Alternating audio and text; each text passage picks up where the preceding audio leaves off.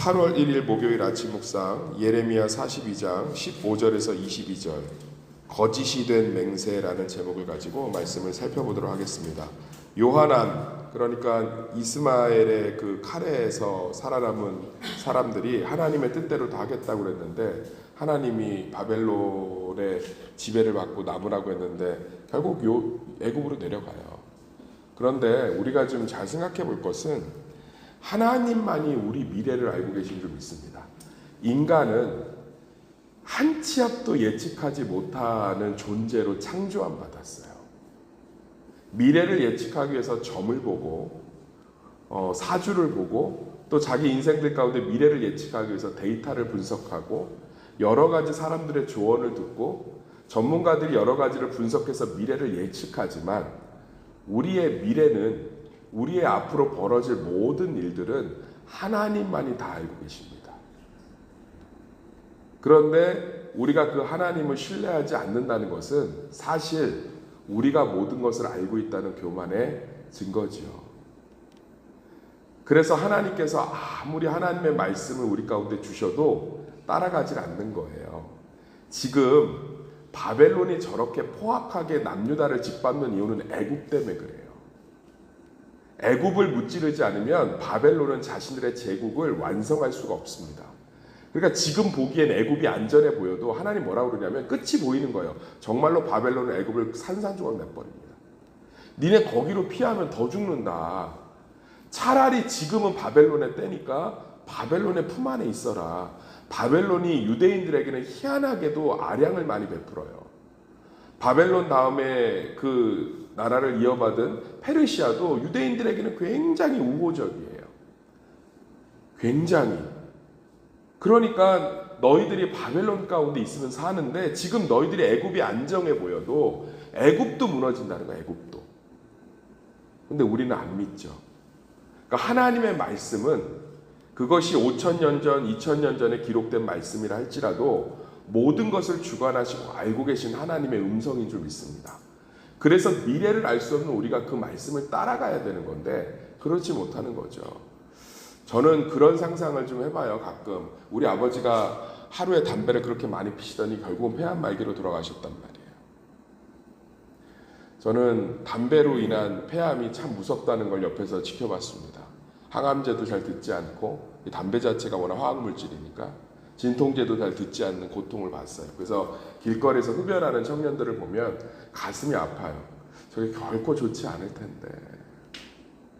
근데 저는 그런 생각을 해봐요. 하나님이 은혜를 주셔서 미래로 돌아가서 목동 8단지에서 세탁소 하고 있는 우리 아버지 내가 찾아가서 10년 전, 20년 전으로 돌아가서 아빠 폐암으로 죽어요. 담배 절대로 피지 마세요라고 난리 부르스를 친들 끊을 수 있었을까?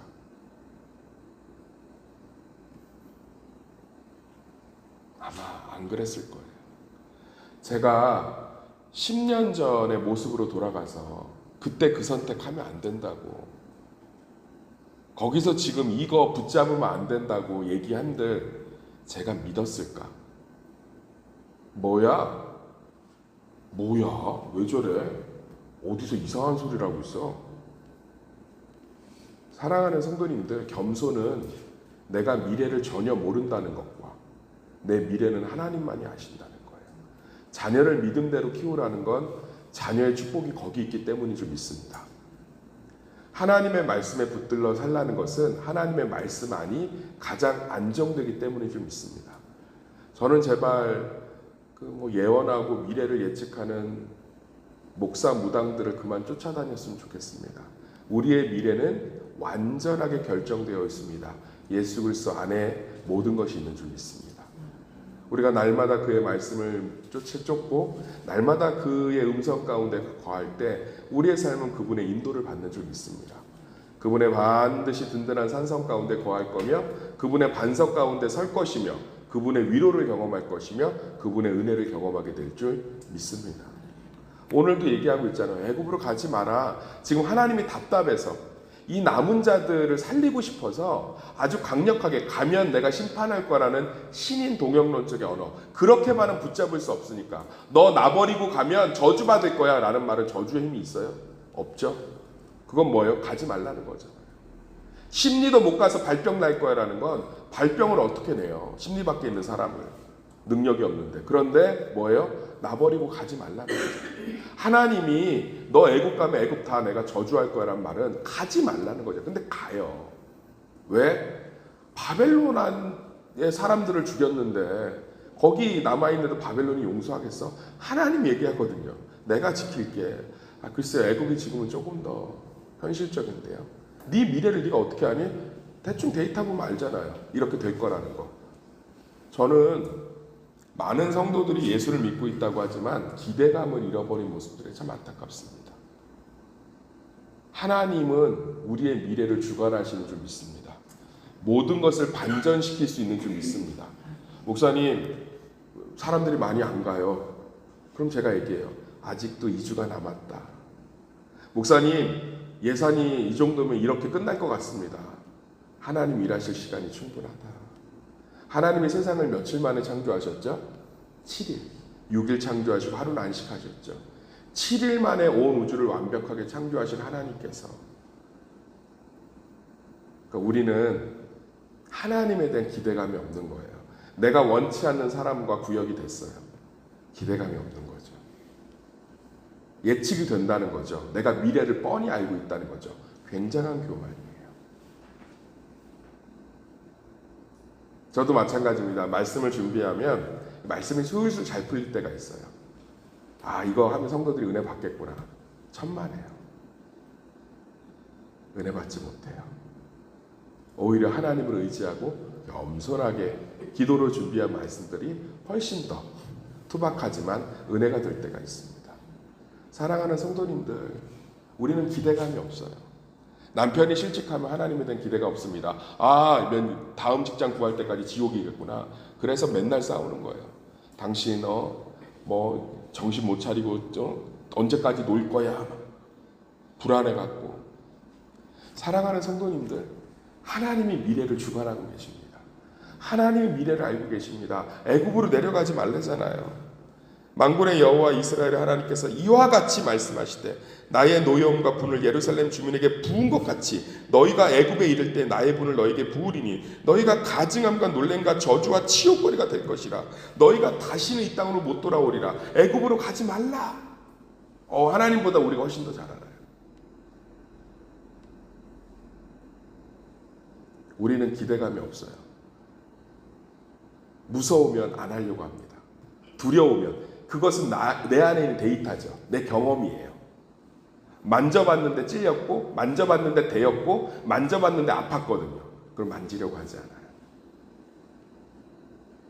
가봤는데 힘들었고 가봤는데 외로웠고 가봤는데 속상했으면 가보려 하지 않습니다. 우리 삶의 변수는 하나님이 우리를 사랑하시며 하나님이 모든 미래를 주관하신다는 거예요. 그래서 또 그 길을 가볼 수 있는 건 줄 믿습니다. 바울은 매번 평균 1년에서 3년 정도의 텀으로 교회를 개척하고 옮겨 다녔습니다. 순회 담임 목사죠. 한국 교회는 이제 성장해서 그런 목사님들이 거의 없는데, 그렇지만 그는 매번 그곳을 떠나면서 하나님에 대한 기대감이 있었어요. 또 어떻게 개척을 해? 또 어떻게 여기서 핍박받는데 또 어떻게 이 일을 해가 아니라 갈 바를 알지 못하고 그리스도에 대한 소망과 기대감으로 충만했어요. 그곳에서 핍박받겠지만 또 하나님의 더 놀라운 구원을 경험하겠지. 그곳에서의 개척은 힘들겠지만 더 하나님의 확장을 경험하겠지.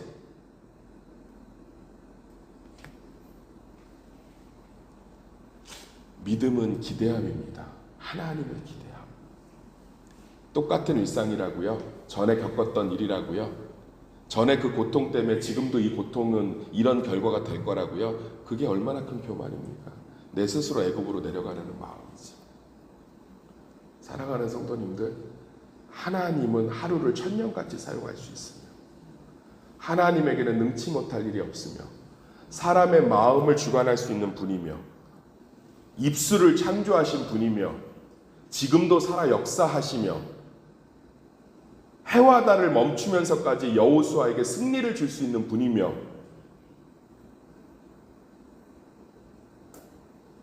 자신의 아들을 내어주고 3일 만에 부활시킬 수 있는, 우리의 모든 죄를 사할 수 있는 하나님이신 줄 믿습니다. 우리는 미래에 대한 기대감이 없어요. 저는 여기 있는 분들보다 연소합니다. 그렇지만 제 인생에서 하나님이 그렇게 내버려 두신 영혼을 본 적이 없습니다. 그동안 경험했던 데이터, 내가 판단하고 있는 예측, 내 아들은 공부를 못하니까 미래가 이럴 거야. 천만에요. 하나님은 놀라운 일을 이루시는 줄 믿습니다. 야간대학을 다녀요. 그런데 참 교회 반주하고 열심히 해요. 그 권사님이 나머지 자녀들은 다 명문대를 다녀요. 아유, 나 이 딸에 대한 소망이 없대요. 그런데 그 딸이 제일 신실하고 믿음이 좋아요. 제가 그랬어요. 항상 권사님, 그래도 이 딸이 가정을 웃게 할 겁니다. 다 안 믿는 자녀하고 결혼해서 다 신앙을 잃어버리는데 우연히 면접을 봤는데 그 면접관이 예전에 알던 지인이고, 그래서 그 일들을 함께 하면서 엄청나게 본인 안에 주셨던 은사들이 터지고, 할렐루야. 그 기업들이 성장하면서 같이 성장을 하고, 얼마나 믿음 좋은 형제를 만나서 아름다운 가정을 꾸몄는지 몰라요. 지금도 권사님이 연로하시고 허리 다쳐서 누워 계신데 그거 다 보필하는 게 그 딸이에요. 내가 너 없었으면. 사랑하는 성도님들, 하나님은 살아계십니다. 미래를 알고 있는 유일한 분이십니다. 우리는 미래를 알 수 없습니다. 제가 참 의미 있는 봉사를 한 적이 있습니다. 행렬병자 임종이 되면 저한테 연락이 와요. 제가 그 이제 연계가 돼서 행렬병자 시설 병동에 가면 들어갈 때부터 악취가 납니다. 왜냐하면 씻지 못하고 그러니까. 이분들이 임종이 되면 이제 종교적인 도움을 받기 원하신다고 하면 저희 교회로 연락이 와요. 그럼 제가 긴급하게 병상세례 준비를 해서 전도사님과 한 분과 함께 달려갑니다. 그분들 인생의 구원의 확신을 전하고, 그리고 확신을 다짐하고 병상세례를 정해진 절차에 따라서 주고 나면 그 주변에 있는 분들이 한두 사람씩 손을 듭니다. 목사님, 저도 어렸을 때 교회 다녔어요. 저 청년회장이었어요. 저 남전도회 회장까지 했습니다.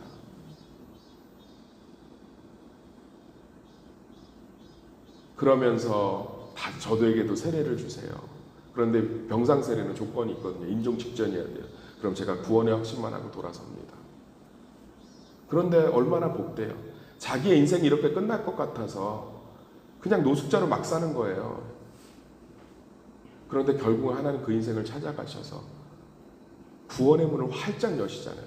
저는 그 사람들 부러워요. 천국 가잖아요. 저는 이렇게 남아서 지금 목회하느라 고생해야 되는데 빨리 주님 오셨으면 좋겠는데 하루하루가 쉽지 않은데. 사랑하는 성도님들, 하나님 살아계십니다. 다시 한번 말씀드리겠습니다. 우리 삶의 미래를 알고 계신 유일한 분입니다. 미래를 바꿀 수 있는 유일한 분입니다. 미래를 주관하시는 유일한 분입니다. 애굽으로 내려가지 마십시오. 그분의 말씀을 따라 사시기를 간절히 축원합니다.